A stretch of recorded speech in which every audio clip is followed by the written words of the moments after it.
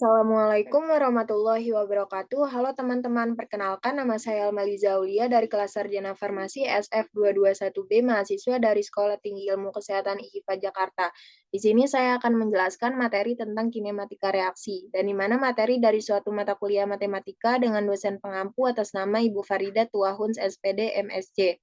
Baik, kita langsung saja masuk ke pembahasan soal tentang kinematika reaksi. Nah, di sini terdapat suatu data atau T dalam satuannya menit dan konsentrasi atau disebut juga dengan CT, satuannya yaitu miligram per mililiter. Nah, berdasarkan data di tabel yang harus ditentukan pertama yaitu order reaksi, yang kedua tetapan laju reaksi, yang ketiga itu waktu paruh, yang keempat itu persamaan reaksi, dan yang kelima itu ada sketsa grafik.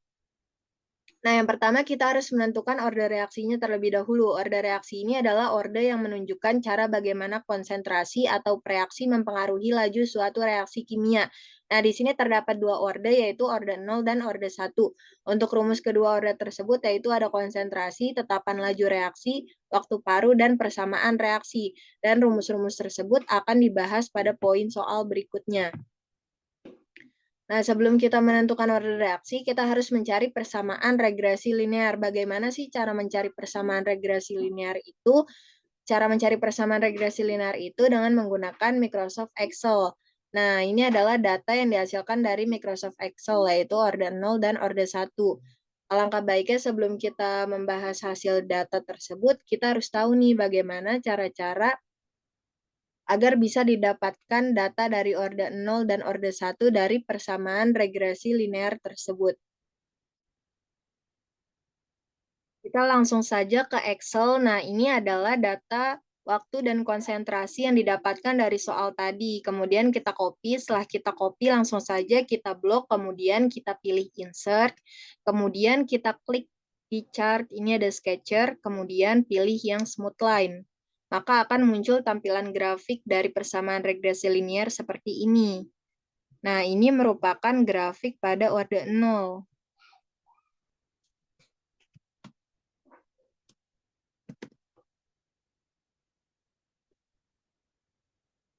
Nah, bagaimana sih cara menampilkan hasil dari persamaan regresi linear itu? Kita klik saja garisnya, kemudian kita klik kanan, terus habis itu pilih Add Trend Line. Maka akan muncul tampilan seperti ini. Kita klik saja linear, terus kita scroll ke bawah, kita pilih Display Equation on Chart sama Display R-squared Value on Chart. Kemudian akan muncul tampilan hasil seperti ini.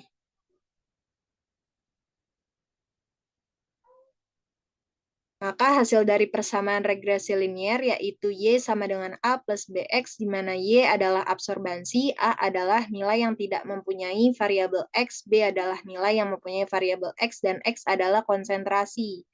Nah, nilai variabel A, B, R ini sudah diketahui dari hasil dari persamaan regresi linear yang sudah kita cari, di mana A sama dengan 101,7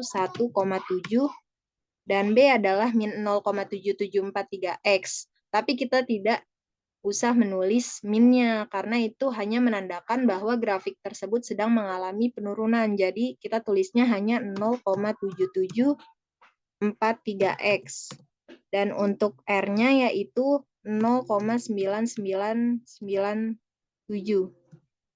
Ini merupakan nilai persamaan regresi linear dan grafik pada order 0. Nah, untuk regresi linear pada orde 1 ini langkahnya sama persis dengan sebelumnya. Yang membedakan adalah data yang kita pakai. Data yang kita pakai pada orde 1 ini adalah data waktu dan learn CT-nya saja. Dan sedangkan di sini learn CT-nya nilainya belum tersedia. Nah, di sini sudah ada tabel kosong. Kita langsung saja klik di sini di judulnya yaitu learn CT. Nah, bagaimana sih cara menampilkan untuk nilai dari learn CT itu? Caranya yaitu kita klik sama dengan learn, buka kurung, terus klik data yang ada di konsentrasi ini, lalu tutup kurung, enter. Maka akan muncul nilai dari baris pertama pada learn CT itu. Nah, bagaimana sih cara menampilkan dari nilai learn CT itu secara otomatis? Nah, di sini kita klik 2 kali pada sudut ujung kanan. Nah, maka akan muncul tampilan seperti ini. Jadi yang kita pakai pada orde 1 ini adalah data waktu dan data LearnCT-nya saja.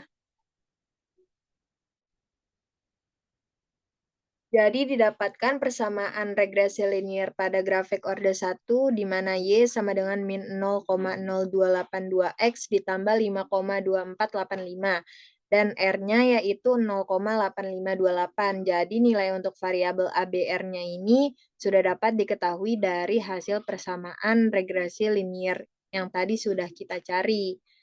Nah, jika sudah terisi semua, selanjutnya kita masuk ke PowerPoint. Nah, ini adalah data yang sudah didapatkan dari persamaan regresi linier yang sudah kita cari, yaitu data orde 0 dan data orde 1. Maka kita dapat menentukan orde reaksi. Di sini orde reaksi yang dibutuhkan hanyalah nilai ABR-nya saja. Nah, untuk menentukan orde reaksi pada orde 0 dan orde 1, caranya yaitu kita dapat melihat nilai yang paling mendekati angka 1, di mana pada orde 0 nilai R sama dengan 0,9997.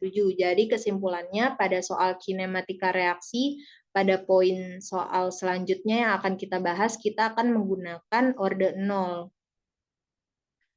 Selanjutnya, kita akan membahas tentang tetapan laju reaksi, di mana tetapan laju reaksi ini dapat dinyatakan sebagai laju berkurangnya konsentrasi atau laju bertambahnya konsentrasi.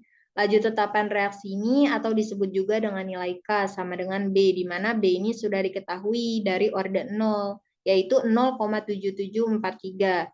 Jadi tetapan laju reaksinya yaitu 0,7743. Poin soal berikutnya yaitu menentukan waktu paruh. Waktu paruh di sini adalah waktu yang diperlukan untuk kehilangan setengah dari kadar awal suatu reaktan, atau dengan kata lain waktu yang diperlukan zat A menjadi setengahnya A. Rumusnya yaitu T setengah sama dengan C0 dibagi 2 dikali K. Nah, di sini sudah ada data waktu dan konsentrasi. Kita menggunakan data orde 0 dan di sini sudah diketahui bahwa K atau tetapan laju reaksinya sama dengan 0,7743. Nah, di sini yang ditanya yaitu C0-nya. Nah, di sini langsung saja kita menggunakan rumus CT sama dengan C0 dikurangi K dikali T, di mana CT adalah 94 karena didapat dari data konsentrasinya. Terus C0-nya ini yang ditanya, dikurangi K. K-nya ini yang diketahui. Di sini sudah diketahui bahwa K atau tetapan laju reaksinya adalah 0,7743 dikali 10. 10 didapat dari data waktu. Maka jawaban dari perhitungan C0-nya yaitu 101,743 mg per mililiter. Nah, untuk menentukan waktu paruh, yaitu kita dapat menggunakan rumus T setengah sama dengan C0 dibagi 2 dikali K. T setengah sama dengan di mana C0-nya ini sudah diketahui. Tadi jawabannya yaitu 101,743 dibagi 2 dikali K-nya itu sudah diketahui juga dari sini, yaitu 0,7743. Jadi jawabannya untuk waktu paruh yaitu 65,69 menit. Selanjutnya, kita menentukan persamaan reaksi. Di sini ketika membuat persamaan reaksi, maka nilai CT dan T-nya itu tidak usah diubah menjadi angka, tetapi yang diubah menjadi angka itu hanyalah nilai C0 dan K-nya saja. Dan rumusnya kita dapat menggunakan di mana CT sama dengan C0 dikurangi K dikali T. Nah, C0-nya ini sudah diketahui pada perhitungan waktu paruh, yaitu 101,743 mg per mililiter. Nah, untuk K-nya juga sudah diketahui pada tetapan laju reaksi, yaitu 0,7743. Yang ditanyakan yaitu nilai CT-nya. Jadi kita langsung saja dapat menggunakan rumusnya CT sama dengan C0 dikurangi K dikali T. Nah, untuk C0-nya sudah diketahui yaitu 101,743 dikurangi K, K-nya adalah 0,7743 dikali T. T-nya di sini tidak perlu diubah menjadi angka.